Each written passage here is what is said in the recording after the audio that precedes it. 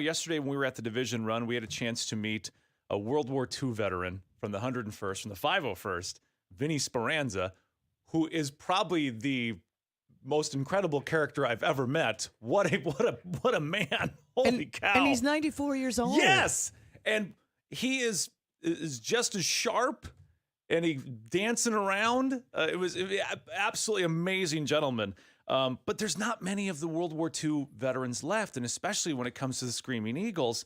There's a gentleman we also met there. He's from the Netherlands, Lieutenant Colonel Jos Groen, who is writing a book called 3 of the Last World War II Screaming Eagles, and he's in the studio this morning. Good morning, Colonel. Good morning to you. Yeah, he said he had to take off for Fort Bragg today, and he's going to drive over there. And we said, why don't you swing by the studio, because he's written this book, and it's the kind of the careers of these 3 men, and it's details that you don't always get in some of the little synopsis that you see. It's it's details about how they thought, and I think one of the things that's amazing to me, Colonel, is that soldiers throughout time, uniforms change, things are upgraded, technology's different, but inside is that human being.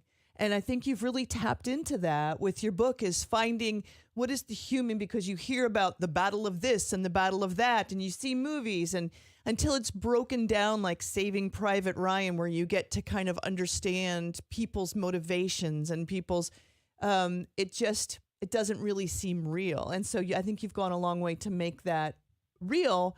But I think Ryan asked you a question yesterday that most people would go like, okay, why you, and why did you write this book? Mm-hmm. Well, as a Dutchman, I was born in '63. You grow up with World War II. World War II wasn't that far away when I was born. So when I was in school, you were always told about World War II. At home, you were told about World War II. So my parents grew up during the war, so for them it was always very real. It was very close. So for us, as the second generation, we would always hear about World War II.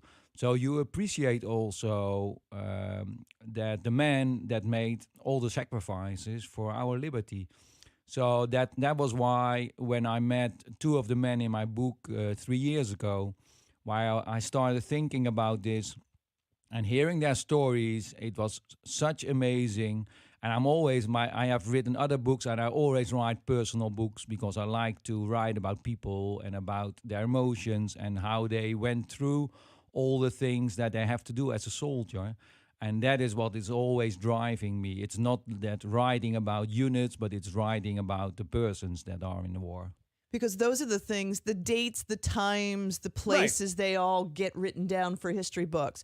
But those personal stories and the personalities of the people themselves, like that's the stuff that all disappears and it all becomes kind of whitewashed. Was there a story when you were interviewing these gentlemen, and I'm sure you have enough material to write 10 books from these gentlemen, but was there a story that stuck out to you that was really powerful? Yeah, yes, indeed. When they were at Bastogne, which was started in December of '44, the men had already